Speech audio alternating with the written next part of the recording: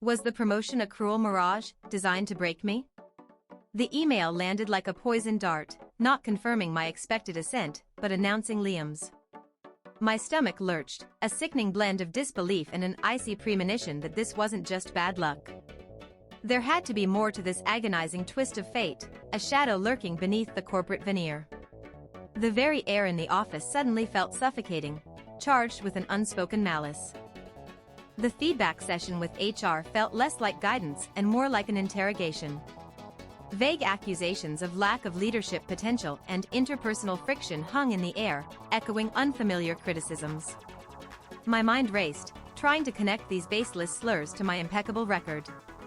Each word chipped away at my confidence, leaving behind a gnawing suspicion that someone had carefully crafted this narrative against me. The truth, I sensed, was being meticulously obscured. A hushed conversation near the water cooler, fragments of voices, Liam, the report, exaggerated. My blood ran cold. It wasn't just a hunch anymore, a name had surfaced. Liam, my supposed friend, my closest colleague, the one I'd mentored for years. The pieces began to slot into place, forming a picture of calculated sabotage. The casual smile he'd offered me earlier now felt like a predatory baring of teeth.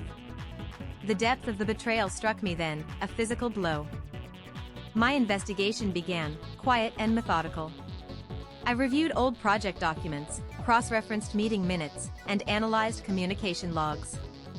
The discrepancies were subtle at first, then increasingly glaring: inflated minor issues, fabricated missed deadlines attributed to me, and strategically timed concerns raised by Liam to upper management.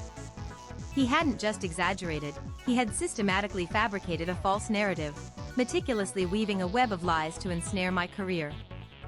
One evening, I accidentally left my laptop open on a harmless spreadsheet, but with a hidden script running. Liam, ever the opportunist, took the bait.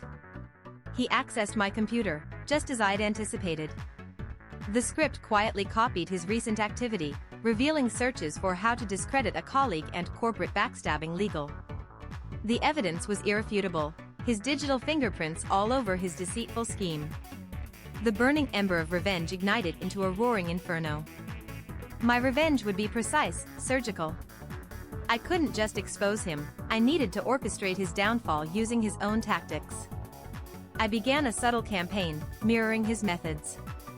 Anonymous feedback to HR about his aggressive management style, unverified complaints about his project budgeting, all carefully planted in the corporate ether, just as he had done to me.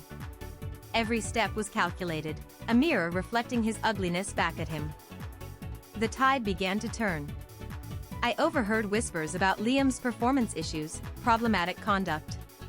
His confident stride faltered, his eyes held a new, haunted look. The very air he once commanded now seemed to press down on him.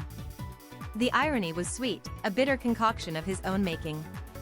He was feeling the very walls close in that he had built around me, the anxiety of baseless accusations gnawing at his peace.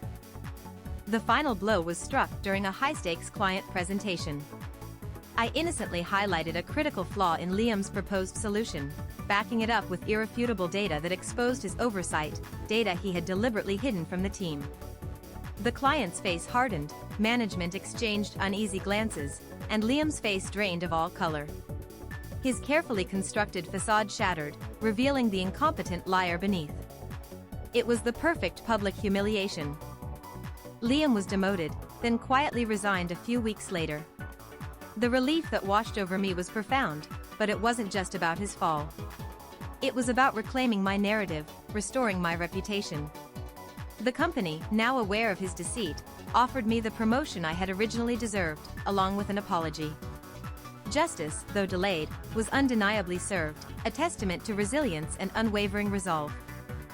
As I settled into my new office, the corner suite I had once only dreamed of, I looked out at the city skyline. The experience had scarred me, but it had also forged me into something stronger, more vigilant. I understood now that success wasn't just about talent, it was about navigating the treacherous currents of human ambition.